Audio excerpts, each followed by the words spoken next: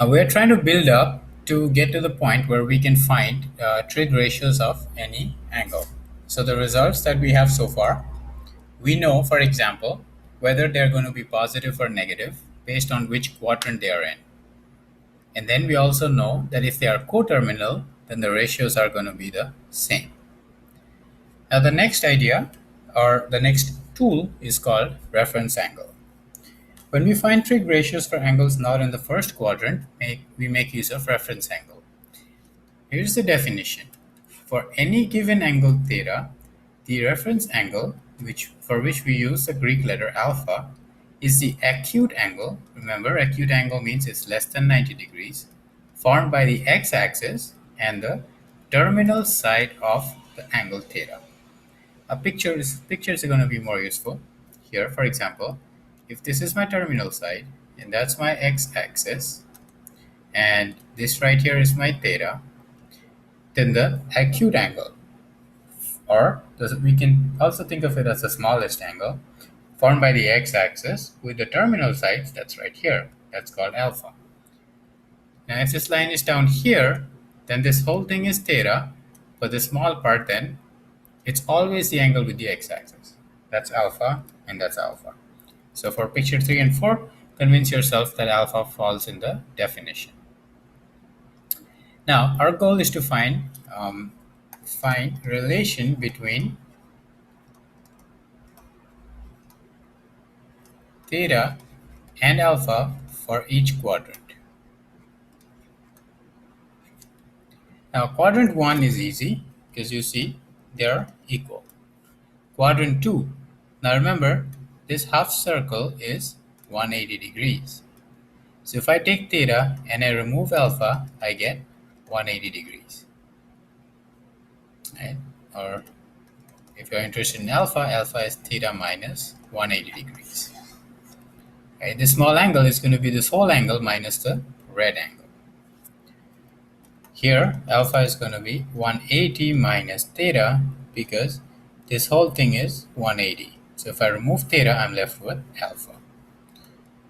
Here, alpha is 360 minus theta because this full circle is 360 degrees. And then if I remove theta, I'm left with alpha. So far, this is just a tool. So given theta, based on which quadrant it is in, you should be able to find the reference angle. Now, what's the use? The reason we use reference angle is that the trigonometric ratio of angle theta and the reference angle alpha are numerically the same, which means the signs may be different. Signs positive, negative may be different. But the sign, we already learned how to determine that. We can determine that using the ASTC rule based on which quadrant. So let's look at an example here. So let's say my angle is 126.9 degrees. First of all, I determine that it's in the second quadrant. Now if it's in the second quadrant, that's all positive, sine positive, cosine positive, tangent positive, and cosine positive. So sine is positive, this has to be positive, cosine is negative, tangent is negative. First of all, let's find alpha. It's the second quadrant, so alpha is 180 minus 126.9, which comes out to 126.9, 53.1 degrees. Now let's verify this. For now, you can just plug into calculator. Okay, so sine theta, that's going to be sine of 126.9, comes out to 0.799. Cosine theta, that's 126.9, comes out to negative 0.6. Tangent theta, that's 126.9, negative 1.331. So as expected, 332, negative, negative, positive. What about the reference angles? So alpha is 53.1. Plug this into the calculator. Sine of 53.1 is also 0.799. Cosine of 53.1 is zero point 0.6 but with a positive. Tangent of 53.1 is 1.332. So what you notice here is what we claim is numerically same, but the signs may differ. Again, the behavior depends upon what quadrant the original angle is in.